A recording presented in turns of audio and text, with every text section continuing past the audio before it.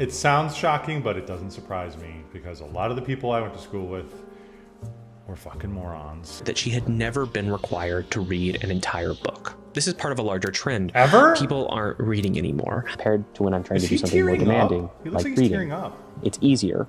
At universities all around the country, professors are reporting a problem. Students can't read books. This is true even at elite colleges and universities. In one required class at Columbia, students are It sounds shocking, but it doesn't surprise me because a lot of the people I went to school with were fucking morons. often expected to read about a book a week. But in the past couple of years, students have started telling their professors that they can't do it. One student told her professor that she had never been required to read an entire book. This is part of a larger trend. Ever? People aren't reading anymore. This is true for men and women, people who went to college and people who didn't. So what's going on? Well, it turns out that there are many pieces to this puzzle, but it all begins with how we teach kids to read. For a very long time, we taught kids to read in a very particular way. We called it phonics. With phonics, you start with individual sounds. You work your way up from those sounds into more complex sounds, and then you see how those sounds build words. If you come across an unfamiliar word, you're told to sound it out. But starting around the 1960s, a new approach to language education emerged, and we called this whole language learning. In whole language learning and some successor ideas like balanced literacy, the idea was that you should learn to read at the level of a word. Using a method called 3Q, students were taught to infer the meaning of words from context. This whole approach was pitched as a very natural, almost kind of organic way to teach kids how to read. The idea was that actually that kids had a natural propensity to read, and that all you needed to do was put them in the right context and maybe give them a few small techniques or nudges, and they would basically teach themselves how to read. You wouldn't have to go through a kind of boring process like learning phonics. It's actually kind of a romantic idea, right? It'd be lovely if kids just had this natural ability to read as long as we just put them in the right environment. And it makes reading feel more like an art than a science. The only problem is because like words on a page are basically they're just a instantiation of reality that is being described to you. So it makes sense, like what he's saying, if you can put it in the context with which it's actually coming from, it would make it maybe easier to like illustrate an image in your mind and maybe make it easier to read for a lot of these people rather than making it seem, like he said, like some science or something.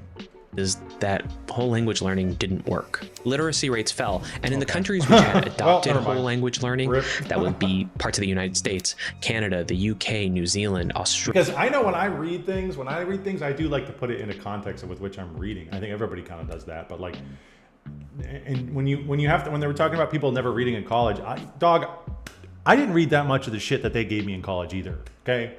I didn't read that much that they forced me to read. I would pick out excerpts of it, basically read the cliff notes, and I'd get a general idea, enough to write, answer some questions on it or write an essay, and that'd basically be it. I read what I wanted to read in college, but I didn't always read what they wanted me to read. So that could be also something too, that people they don't want to read the bullshit that you're giving them. But I think that this video is going to tell us that I think people in general are probably not reading as much as they used to, and that totally tracks because videos and smartphones and things like that are kind of, have taken the front with a lot of people's learning and whatnot and communication. Australia, more and more kids weren't able to read at grade level. It was a systemic failure of education systems across multiple countries. And if we're trying to explain why people don't read anymore, well, this has to be part of the story. If you weren't taught how to read properly, reading is never going to be something that you do for fun. It's never going to be pleasurable. It's going to feel really difficult and like a lot of work. And so if more and more people find reading difficult, then they're just going to stop reading. Now, whole language learning... But like, I think, and maybe he'll get into this, but there's better ways to communicate nowadays, right? Like reading, like I think that, I shouldn't say better, but there's more easier ways to get information from people versus reading because like, think about a video, think about this video, the YouTube video, right? It's like, I'm talking to you about what I feel about this subject. Normally people would put their whole thesis in a book, and I still think obviously writing and reading and that type of stuff is obviously very important, but it doesn't surprise me that the average person isn't reading as much when we're sitting here communicating basically face to face right now. Like, we don't need to go through the book to reach a mass audience, to have people read your ideas through time. You can just upload it onto the internet and they'll be able to see you, hear you, and basically cut out that middleman. So I don't know if he's going to get into that, but we'll see where he goes. And balanced literacy, these were never uncontested ideas. Despite the fact that they were adopted in so many countries, there were always people who were pushing back. And this was something that became known as the reading wars. In some states, it was described as the most vicious debate in politics. Journalists and scientists have been reporting on the damaging effects of whole language learning, and actually, we might be able to say that COVID-19 is going to lead to a change in how kids learn to read. Yeah. Because during the pandemic, when more kids were learning at home, their parents got to see how ineffective whole language learning really was, and that added a lot of political will to solving the problem. More and more states and even countries are bringing back phonics into their reading programs. And while some of the insights from whole language learning might stay in the classroom, at least kids are going to be learning those basic building blocks, which the data do seem to indicate actually would help them. So maybe we'll see a turn in the future where more people want to read for pleasure again. For the students who were never taught phonics though, much of the damage is already done. And I don't know how to fix that problem. Now, I think that most of these people aren't reading because they didn't get taught the right way. I mean, maybe that is partially the reason, like what he's saying. Like maybe that is partially it. But like, dude, who the hell reads that much anymore? Like really, like I've been trying to read more, but even people I know who are big readers, it's like I feel like they don't even read that much. Like they'll read a book every once in a while, but like whereas they used to read a book a week, right? Now people are just on their phones. People are just watching videos. People are just reading excerpts. They're getting the quick bites of information. Nobody's sitting there actually like digesting full length volumes of novels anymore. Like people just don't do that, and we could see that be the trend.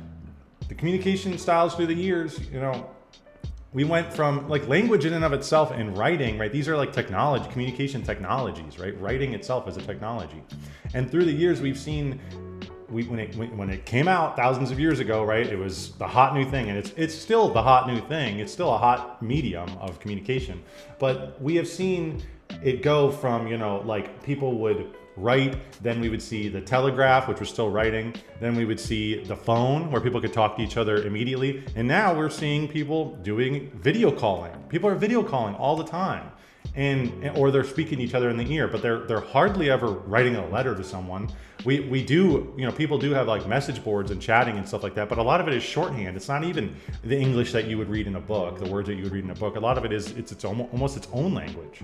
So I think we're going to see this kind of evolution of communication where I don't know if reading will ever be totally bred out of society, but I do think that we're going to get to a point where video and that type of thing, communicating through speaking, which I think we're already almost there, if not, I think that we will see that will take over a lot of people.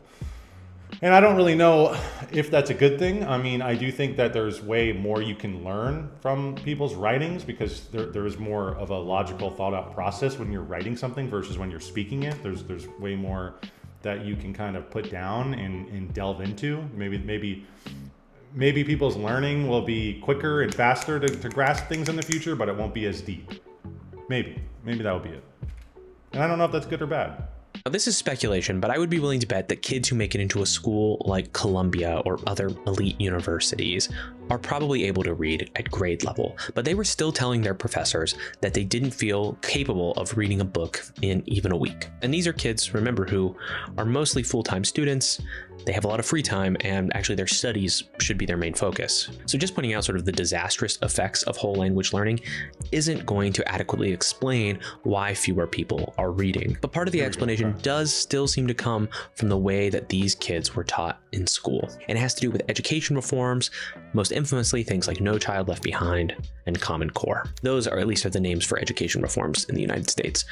Other countries have different systems. I'm not talking about those here. The push to reform education in the United States emphasized two things: informational text and standardized testing. When students were being taught how to engage with the text, they were learning how to extract information from it. You would even see people say that books were outdated and that we needed to teach kids about the text that they would actually encounter in real life, like articles or web pages. So as an exercise, a student might be presented with an excerpt from a longer text. They would be asked to analyze the argument or talk about what evidence was presented in the text, or even what the thesis statement was. And a lot of this would happen in English classes, where traditionally you would be first exposed to reading longer and more difficult books. So instead of learning things like analyzing symbolism or theme, or being able to practice your close reading of text, you were mostly focused on extracting information from those excerpts. Doing that traditional English stuff like close reading builds something that we could call your reading stamina. And when a student who is fully capable of reading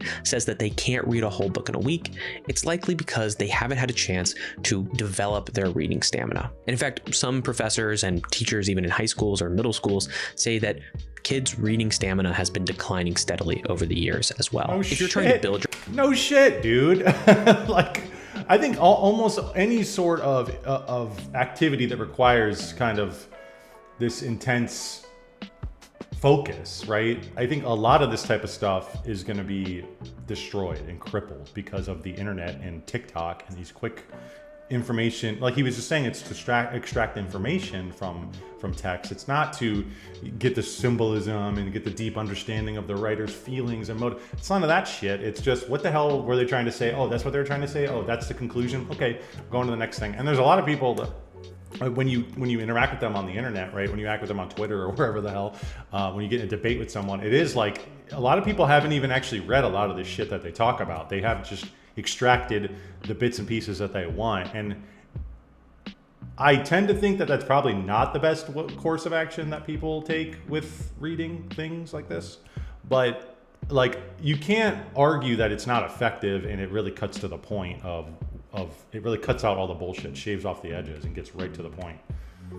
I don't know if obviously having no stamina to focus on things is good. I think that's probably very, very bad. But I don't know if in terms of reading, if we can just kind of dissect the information, especially if you're looking at like really heavy, dense material, you can kind of just understand what the arguments are that are posed and kind of work through them that way, rather than having to read through this big text. I don't know if that's bad. I don't know if that's good. We'll see. But I think that he's kind of, I mean, we'll see what he's getting into. We still have another half to go, but I hope he talks about technology here and the way people's brains are shaping around the internet and on all these videos. Your reading stamina, one of the things you can do is just read books. Just sit down and try to see how many pages you can get through before you have to go and do something else. But students increasingly aren't actually being given those opportunities in the classroom or even in assignments. In one survey, only 17% of educators said that they were teaching primarily with whole text. So when it comes to those students at elite colleges and universities, or even just colleges and universities in general, who say that they can't read a whole book, I think it has more to do with this than it does with problems with whole language learning. I think this is the better explanation for why students at Columbia or other great universities aren't able to read whole books. These students were able to get into some of the best colleges and universities in the world, but they were never taught how to be great readers. They were taught how to be great test takers. So when these students get to college and they're asked to read whole books, they can't do it, because this is a completely different skill than they've been told that they need to develop in high school. So much of their education has been about optimizing themselves for standardized tests and then eventually to take something like the SAT or the ACT. And if you're just trying to do really well on a standardized test, you need to focus on reading excerpts and being able to answer multiple choice questions, or maybe write a 5-paragraph essay about what you just read. You don't have to focus on analyzing themes in Tolstoy, Dostoevsky, Dickens. You don't have to worry about reading great books. So then if you have a required freshman class that's about great novels in the Western tradition, well, this might be your first time being exposed to many of those great novels in the Western tradition. And it's going to be hard because you're not used to it. So when we look at the big picture, we have some students who were never taught how to read properly because of things like whole language learning. And then we have students who were never taught how to read books because of an emphasis on standardized testing. But when we want to talk about why other people have stopped reading for fun or just stopped reading in general, there's one more thing we have to talk about, and it's the phones. So something that gets overlooked in a lot of these I think this is the biggest part. That many people actually do spend their days reading. It's just that they're not reading books. If you're scrolling on YouTube or Twitter, then you are actually encountering an endless stream of text. More text than many people throughout history would have encountered in a week or a month. TikTok is maybe the most addictive of these platforms, and practically every video has burned in captions. So people are constantly reading something when they are online. And if you're driving, you're seeing road signs, you're seeing billboards, you're seeing advertisements. The world wants you to read. It just doesn't really want to give you the time that it takes to read a good book. So this is my backyard. Yeah, exactly. And occasionally I'll come and I'll bring a book. And I think, you know, we could even see in the future like emojis and things, right? Which are basically like hieroglyphics, right? Like I think we could even see our language even being shaved down even more. And we already do see this. I mean, most people use, you know, like use shortened forms of words all the time. I use RN right now, or OMW, on my way. Like we already do that. We're just condensing our reading as much as possible. And we might get to a point where we are just reading symbols in the future, right? And maybe the people who can actually read full words and full sentences, they might be the people who are running things. I don't know. That could be a possibility as well. And I'll try to get some reading done. It's peaceful and it's quiet and it's one of the places that I really love. So maybe I start reading the book and I'll feel really good. And then within just a few seconds, this thing wants my attention. Yep. So if I want to get any reading done, I have to be disciplined and I have to decide that my phone needs to stay inside, someplace where it can't distract me. Now imagine that you're a college student and you've never read a full book in a week, or really ever been asked to read a hard or long book for your education. And your professor says, hey, I want you to read Homer's Iliad in a week. Let's say you're a good sport too, and so you go to your dorm room, you get your book, and you say, you know what, I'm gonna do it. But now think about all the things that are there ready to distract you. Other people, or your phone, or your laptop. Anything with a screen really is there, and it's ready to just make you feel more stimulated. Because let's face it, even if we're people who really like to read, compared to doing other things, the act of reading is really boring. It is the antithesis of our sort of constant need to be overstimulated.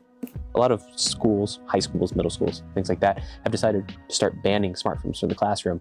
And my reaction, of course, is like, what took you so long? Of course, students aren't going to be able to read or learn properly if they're constantly distracted by their phones. So not only have we systematically failed students as we've taught them to read, or not taught them to read in some cases, we've also just designed a world that is there to constantly demand our attention. And that takes us away from those deep or reflective, sort of focus-heavy practices like reading good books. So when adults try to say why they don't read anymore, they usually cite three things. They don't have time, they can't pay attention long enough, or they blame social media. And I suspect that all of these are related. The fact that we don't have time or that we can't focus is in part because of things like social media, other forms of easy entertainment are there to take up all of our time. I often like to read before bed, and occasionally I'll tell myself that I need to check my phone before I start reading. And I'll find that I end up scrolling for an hour without even realizing it. Time seems to flow differently when I'm on my phone compared to when I'm trying to do something more demanding, like reading. It's easier, it's more instantly pleasurable, even though at the end of the day, I feel terrible about it. So I expect that a lot of the things that I found are true for me could be true for you or for many other people, and are part of this broader explanation of why nobody reads anymore. So the result of all of this is that fewer and fewer people read books. You have your super readers who read tons of books and they keep the average numbers up. But you have more and more people who decide that reading just isn't for them. I don't know exactly what we're supposed to do about that, but that's where we are. It's not that it's not for them. This is a good video. But it just, honestly, sometimes when you read, especially if you're reading something that you don't care about, a book that you don't care about, really, it feels like a waste of time. And I think you know, he talked about the distraction of your phone. I don't really think it's the phone going off that's distracting you and stopping people from reading the Iliad. I think it's largely that people are training their brains. They're growing up, especially the younger generation. They're growing up on these quick information tidbits, these hits, right? That basically make it feel like, why would I sit there and read this book to gain information from it when I can just go watch a 20-second TikTok on it and get the cut out all the bullshit. And it does feel that it sometimes reading when you have to just feels like a waste of time. Sorry, I think it does. It just feels like, wow, I could maybe get this information so much faster, somebody telling me it on a video in a minute or two, rather than having to sit here and try and parse through every sentence and then try and figure out what the meaning of it was. And then I go to the internet anyways to bounce ideas back and forth with people to actually see what the meaning of something was, right? And see what other people had to say. And then I come to a complete, like, so much work. It's like, it is, I think, ultimately going to be bad for people, because it is just going to be whatever somebody tells you something is what it's going to be for a lot of people. But it doesn't shock me that a lot of people don't read anymore, because we are just cutting out a lot of that stuff, a lot of the hard work involved in transmitting ideas, and we're just putting it instantly, the idea right out there and throwing it at you. I tend to think, one of the things I think about is I tend to think that it probably will cause people to be less self-reflective. I think that when you are actually reading and delving into a book in a deep kind of way, right? There is a sense of self-thinking, self-reflecting, kind of this introspection that's kind of involved that isn't really involved with TikTok or YouTube or whatever. And I think that could definitely be bad for society, for sure. So I think that's a major thing. I think people not being able to focus on things, which is a little like it's related to what he's saying, the distraction from the phone, but it's not exactly what he was saying about not being able to read. I think there's a more deeper meaning, there's a deeper problem involved in people not being able to pay attention. And I think that will cause a lot of dog shit in society. A lot of people who can't create anything good, right? I think that's why a lot of the movies that come out nowadays are dog shit. I don't like, when's the last time an amazing book has come out that's just like gripped the nation, right? Like people don't even really write good shit anymore.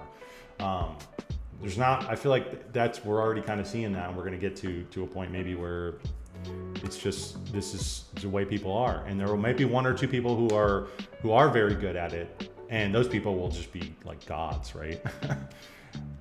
And I was thinking about one other thing. I used to work with, when I was like 22, I used to work at Subway, and, or maybe I shouldn't say that. I used to work at a sandwich shop. And I used to work with a kid who was 17, and I literally asked him, he asked me, hey, what time is it? Hey, Jake, what time is it? And I went, I don't know, clock's right there. And it was a regular, clock with the two hands, right? And he goes, just give me my phone. And I said, just check the clock. And he went, just give me my phone. And I was like, can you not read a clock? And he said, his words. He said, I can, but it just takes me a little bit. And it's like, okay, that's when I realized that things of old are being phased out. A regular clock is being phased out for a digital clock. And it's because everybody has it on their phone. Who the hell reads a regular clock anymore? I barely do. I read, there's one at work, but like, even then, it's like, how useful is it to me that I can read that? Not very. And I think that we're going to start seeing this in the future. A lot of people are just going to be moving on from reading to gain information, and they're just going to be cutting all that out and going straight to people kind of speaking to them, or kind of technology taking that place. Thank you all so much for watching. If you enjoyed the video, make sure to give me a like and a subscribe. It helps me out a lot. And check out this guy's video. It's going to be in the link down below. I just reached 100 subs, and I want to thank you all for the support. My last, not the last video, but the one before that, just has been popping off in the algorithm, and you guys have been giving me a lot of support, so I really, really appreciate it. Thank you all so much, and there'll be more videos in the future. Bye.